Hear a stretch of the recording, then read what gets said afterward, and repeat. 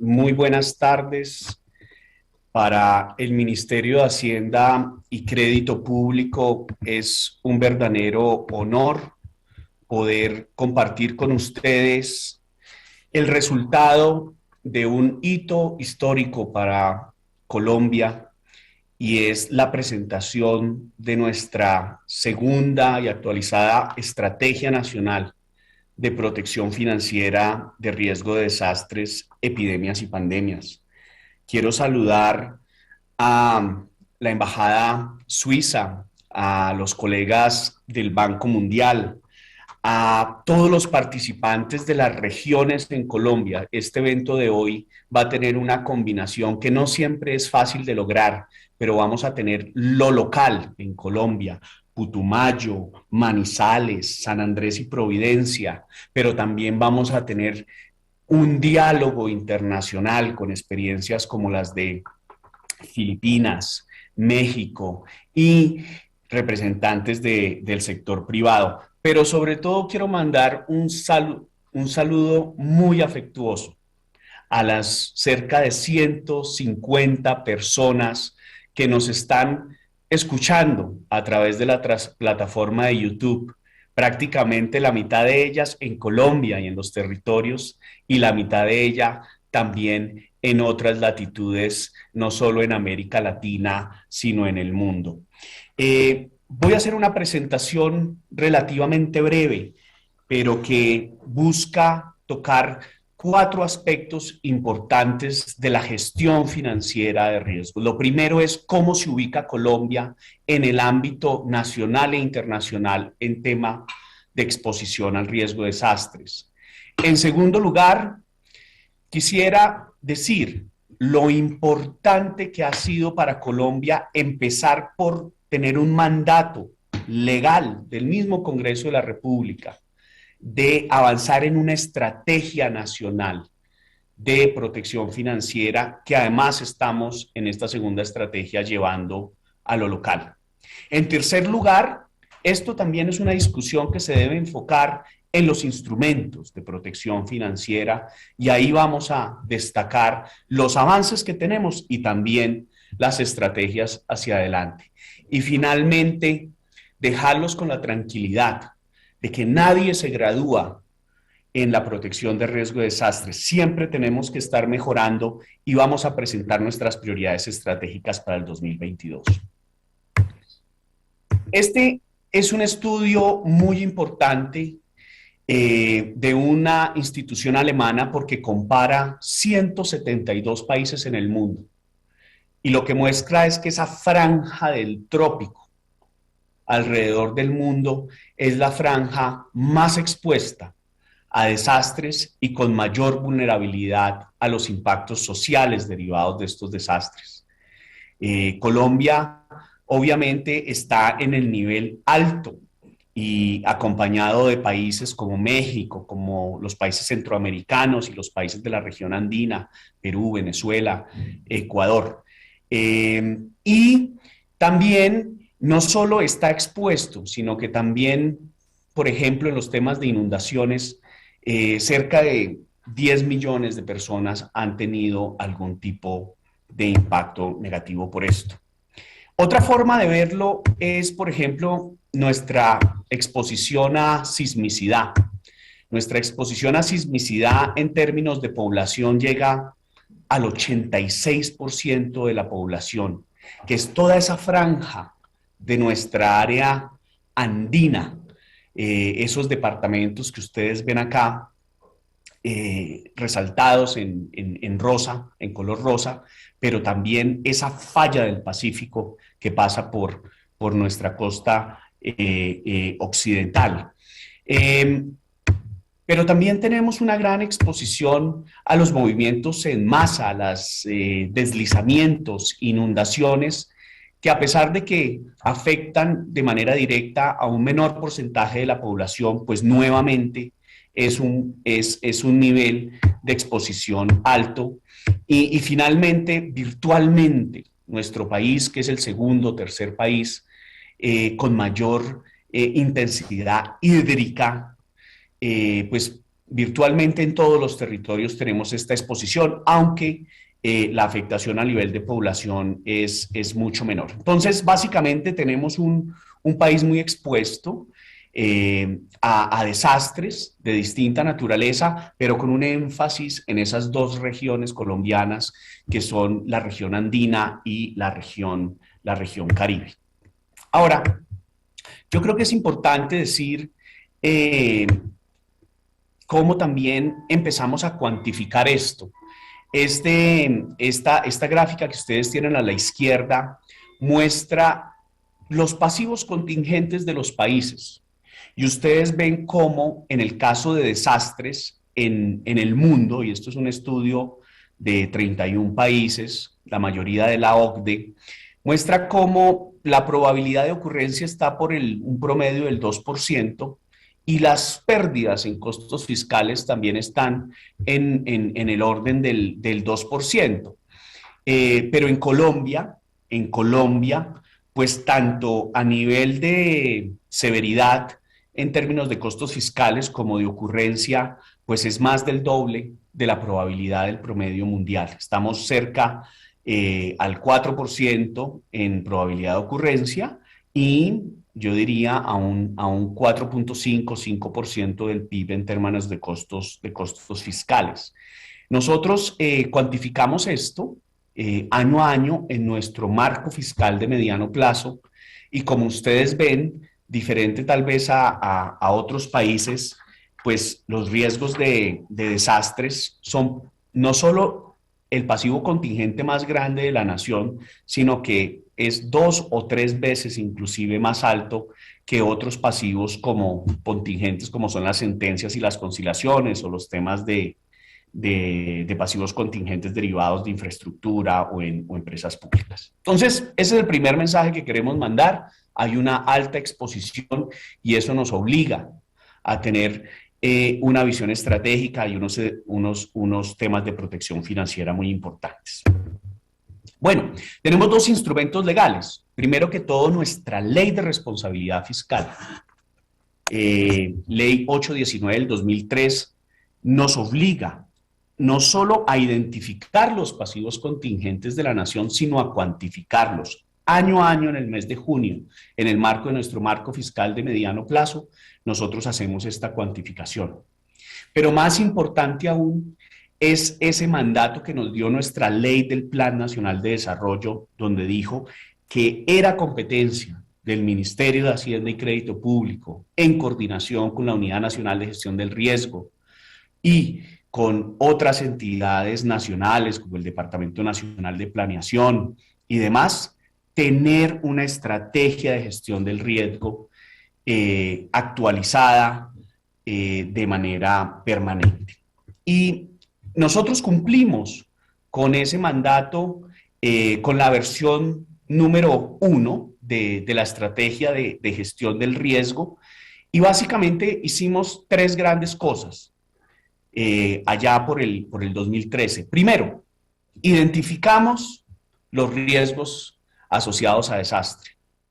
Segundo, empezamos a innovar y a estructurar instrumentos de gestión financiera para gestionar esos riesgos. Y finalmente, también abrimos una discusión sobre la posibilidad de asegurar los bienes y los activos públicos ante estos desastres. Y ahí la literatura es amplia. Vemos, por ejemplo, cómo estos seguros de carácter paramétrico son más importantes en las etapas de atención y rehabilitación de los desastres, pero cómo son los seguros indemnizatorios, ¿no? En este estudio que realizó el Banco Mundial, mucho más adecuados para la etapa, por ejemplo, de la reconstrucción. Entonces, muy importante, esta fue nuestra estrategia, nuestra carta de navegación desde el 2013 en Colombia, pero hoy tenemos el gusto de presentarles y ya está publicada en nuestra página web, adoptada por acto administrativo y promovida, que es la Estrategia Nacional de Protección Financiera de Riesgo de Desastres, pero adicionalmente de epidemias y pandemias. ¿Qué es lo nuevo? ¿Qué es lo nuevo en esta estrategia? Primero, construimos sobre lo construido. seguimos enfocados en la cuantificación de los pasivos, en la gestión a través de instrumentos financieros, pero lo primero que dijimos, y acá me voy a permitir citar a un político estadounidense que decía, all politics is local, toda la política es local. Nosotros acá en el Ministerio de Hacienda decimos, all disasters are local, todos los desastres son locales. Entonces, queremos hacer una complementación de tener una estrategia nacional e irla bajando al nivel territorial. Y estamos muy complacidos de decir que ya 4 territorios colombianos han avanzado en hacer sus estrategias territoriales de gestión del riesgo financiero, de alta diversidad. Tenemos al área metropolitana del Valle de Aburrá, que combina no solo pues, la segunda capital más grande del país en Medellín, sino su área de influencia conurbana en diferentes municipios, en la parte de Antioquia. Segundo, el departamento de Cundinamarca, que también circunda toda la capital Bogotá, pero que tiene un amplio nivel de diversidad en sus municipios. Algo también tan importante como es el archipiélago de San Andrés y Providencia y Santa Catalina, allá en el Caribe colombiano, y 2 departamentos muy de la región andina, de ese círculo que vimos que estaba más expuesto, que es el departamento de Putumayo y el departamento del Huila. Y seguimos trabajando con otras entidades como la ciudad de Medellín, segunda ciudad del país, como la ciudad de Bogotá, distrito especial, primera ciudad del país, y otros departamentos, áreas metropolitanas que se quieren vincular a este esfuerzo. Entonces, lo primero que es innovador y que complementa la estrategia 1.0 con esta nueva estrategia es llevarla de lo nacional también al nivel territorial. Lo segundo también es a nivel sectorial. Y nosotros hemos visto que no es la misma la distribución de las implicaciones y de las pérdidas de los desastres a nivel sectorial. Vemos como, por ejemplo, la infraestructura vial sufre mucho ante eventos de desastre, un 20%. Quizás la actividad económica que más sufre es la agricultura, ustedes ven un 39%, y también algo que es muy importante para el país es toda su actividad de minería. Entonces, vamos a ir llevando esta estrategia nacional de gestión de riesgo financiero a lo local y a lo sectorial con un énfasis grande en estos 3 grandes sectores afectados: infraestructura vial, agropecuario y minería. Lo segundo es que la estrategia vincula una mayor magnitud y frecuencia de los desastres que tienen asociación con el cambio climático. ¿Qué son el tipo de desastres que tienen asociación con el cambio climático? Los tenemos acá en esta presentación. 1, los eventos meteorológicos de lluvia intensa, de descargas eléctricas, granizo, vendavales, heladas. 2, los eventos de desastre de carácter hidrometeorológico, como son las crecientes, los desbordamientos súbitos, las inundaciones de ríos y cuencas hídricas. Tercero, los llamados deslizamientos hidrogeomorfológicos. Y finalmente, también eventos como meteomarinos, como es el mar de leva, el oleaje, las tempestades en general. Un estudio no tan reciente, pero importante del Banco Interamericano de Desarrollo muestra cómo el número de eventos de desastres a causa o asociados al cambio climático no solo ha venido en aumento, sino yo diría ha venido exponencialmente incrementándose. Había menos de 20 desastres por año por allá en la década del 60 y el 70, y ya en los años 2000 pues tenemos un promedio que supera los 50 desastres del año a nivel internacional. Entonces este es un segundo pilar que tiene que ver con el cambio climático y que tiene que ver con el imperativo de ir migrando hacia un país mucho más resiliente. Y el último componente, que no es menor en la estrategia, es todo lo que tiene que ver con la preparación, la gestión de ese riesgo de epidemias y pandemias. Y qué mejor ejemplo de la importancia de este tipo de desastres que lo que el mundo a nivel de pandemia ha vivido con los efectos derivados del COVID-19. No voy a ahondar demasiado en las cifras, pero ustedes los tienen. A nivel de las economías avanzadas, en el 2020, el mundo avanzado se contrajo en promedio en un 6% a nivel real. Y en el mundo en desarrollo, pues a pesar de ser menor, la contracción económica pues tuvo una contracción en promedio de 3.3%. O sea, el mundo tuvo un año perdido de contracción económica en promedio de cerca del 4% en términos reales. Y esto tiene un alto nivel de impacto, sobre todo en una variable que nosotros seguimos muy de cerca en Colombia y los demás países, que es el empleo. Nosotros en el peor momento de la pandemia, hacia abril del año pasado, la economía colombiana perdió cerca de 5.9, casi 6 millones de empleos. Y hemos visto cómo cuando uno tiene una gestión más eficiente, más adecuada, más agresiva del durante y el post de esto, y la parte anterior también ex ante de estos desastres y de estas pandemias, pues eso ha generado que Colombia y muchos otros países que estamos viendo en la región e internacionalmente tenga una recuperación más rápida de los puestos de empleo. Colombia ha recuperado el 85% de esos casi 6 millones de empleos que perdimos durante el peor momento de la pandemia, de manera que esto es importante. Entonces, segundo mensaje, tenemos un imperativo legal, lo cuantificamos una vez al año en nuestro marco fiscal. Hoy en día es un pasivo contingente que representa 4.5% del PIB. Tenemos también un mandato de hacer una estrategia de gestión financiera del riesgo que cumplimos desde el 2013 y que hoy estamos modernizando, actualizando con un énfasis en lo territorial, con un énfasis en lo sectorial y incorporando los temas de cambio climático y adicionalmente los fenómenos de pandemias y epidemias. En el tema de los instrumentos financieros, la historia de Colombia tiene tres grandes pilares.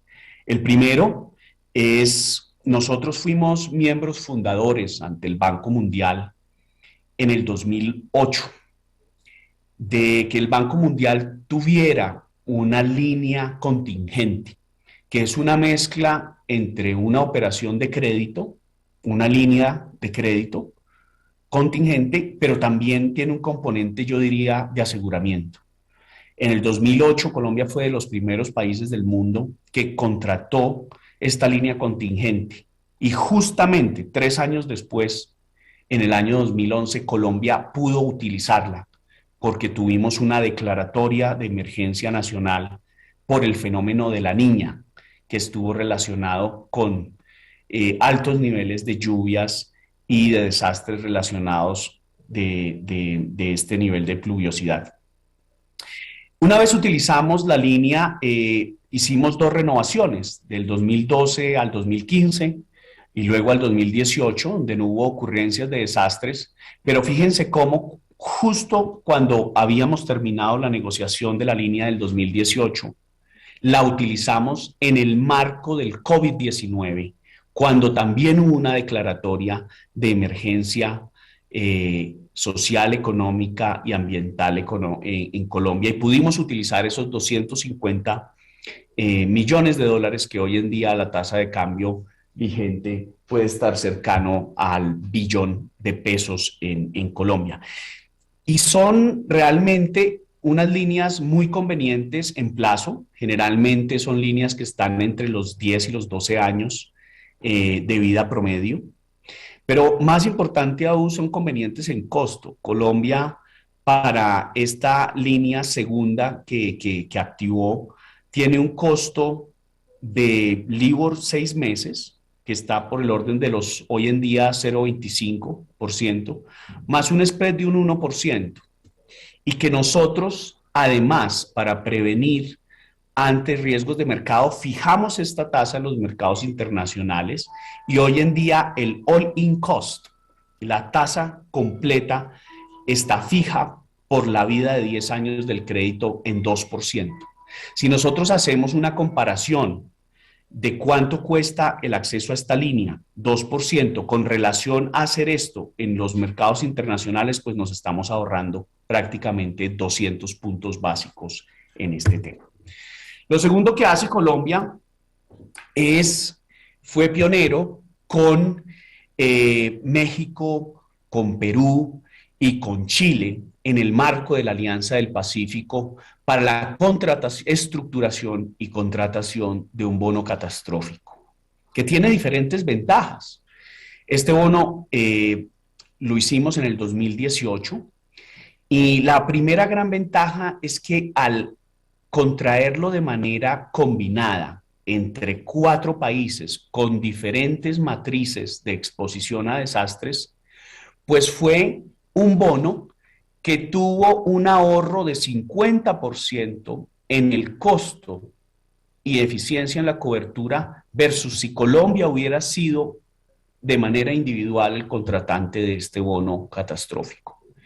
Este bono catastrófico expiró este año, a principios del año, pero justamente Perú pudo activar este bono catastrófico debido al terremoto sucedido en la región de Loreto, ese domingo 26 de mayo del 2019, y que logró cobrar un tercio de su cobertura, que había sido de $200 millones y que tuvo acceso inmediato a ese flujo de recursos de 60 millones de dólares. De manera que este es otro ejemplo, además de cooperación internacional, de diversificación del riesgo muy importante. Nuestra tercera línea de trabajo es un sistema de aprovisionamiento y aseguramiento en nuestras obras de infraestructura. Nosotros, por ley y por práctica en la estructuración de las asociaciones público-privados, cada proyecto que se realiza debe venir a aprobación del Ministerio de Hacienda, no solo para identificar los riesgos, sino también para cuantificarlos y exigir a los proyectos de infraestructura niveles de provisiones a un fondo de contingencias que en caso de materializarse los riesgos pueden desembolsar y cubrirlos. Y acá tenemos, por ejemplo, cómo los dos riesgos más asociados a desastre, como es el caso del riesgo ambiental y el riesgo geológico, hoy en día son los más importantes desde el punto de vista de sobrecostos. Y hemos realizado y publicado metodologías que permiten eficiencias de un 34% en el sistema de provisiones, que permita que los proyectos sean bancables, pero que también hay una cobertura eficiente de los riesgos asociados a ellos. Finalmente, ¿a qué nos vamos a concentrar, a dedicar en el 2022 y los años siguientes? Primero, a hacer los estudios, la parametrización de un bono catastrófico, ya no sísmico, como hicimos al principio, sino hidrometeorológico. Ustedes ven en este mapa que la amenaza más importante en Colombia es precisamente lo que tiene que ver con inundaciones, que registra 86 casos en los últimos años y representa un 60% de los desastres en Colombia. Un 29% tienen que ver con deslizamientos, 8% con tormentas y 3% con sequías. El exceso de agua o la falta de agua en nuestra historia de Colombia han sido los desastres con mayor impacto fiscal. Lo mencionábamos en la época del fenómeno de la Niña, en el 2010 y en el 2011, si uno suma, fueron cerca de 2.5 del PIB, el impacto que se tuvo en pérdida, y más atrás, hacia los años 70 y los años 80, pues niveles superiores. Entonces, primero vamos a estar parametrizando, estructurando nuestro bono catastrófico hidrometeorológico. En segundo lugar, estamos recalibrando esa matriz de riesgo regional que ustedes ven en el centro de esta diapositiva para hacer la renovación de ese bono catastrófico sísmico que nos permita nuevamente cubrirnos por un periodo similar. Y esto también lo estamos haciendo en conjunción con los países de la Alianza del Pacífico, dada la positiva experiencia que tuvimos con ellos en el pasado. Y finalmente, cuando nosotros mencionamos que todos los desastres son locales, pues queremos territorializar las líneas contingentes de desastres. Es decir, así como nosotros pudimos tener acceso a esas dos líneas contingentes, CAT-DDoS, que contratamos con el Banco Mundial, que esto se pueda llevar a nivel subnacional, que esto se pueda llevar a nivel subnacional, y ahí hay un tema de solidaridad en el cual incluso la nación, a través de su garantía de la nación, puede colaborar para que estas gobernaciones, municipios o asociaciones de gobernaciones y municipios puedan acceder a estas líneas. Entonces, si lo vemos, para concluir, como una matriz, en la parte izquierda estamos qué hemos logrado y qué está en proceso, y en la parte derecha, qué hemos hecho en instrumentos financieros y en el componente territorial. Pues empezando en el cuadrante superior izquierdo, hemos logrado tener acceso y cubrimiento parcial de los desastres con las líneas contingentes del Banco Mundial 1 y 2 en el 2011 y en el 2020. Hemos tenido un sistema robusto de aseguramiento para asociaciones público-privadas. Asimismo, realizamos de manera exitosa el CAT, el bono catastrófico. Y en el componente territorial ya se ha desarrollado las estrategias de protección financiera de riesgo de desastres en Cundinamarca, en el área de Aburrá, en el archipiélago de San Andrés y Providencia, en Huila y en Putumayo. ¿Y qué viene? Nuevamente, migrar hacia lo territorial en términos de las líneas de acceso a financiamiento contingente por desastres, hacer nuestro aseguramiento del CAT-DDO, que acabo y puedo mencionar que el Congreso de la República, en una sesión previa a la que tengo ahora, aprobó nos dio la autorización al Ministerio de Hacienda para renovar ese CAT-DDO por $300 millones, trabajar en el bono catastrófico hídrico, y en la recalibración del sísmico, y vincular ahora a las grandes ciudades de Bogotá y Medellín a las estrategias territoriales y también a los departamentos de Tolima y Antioquia.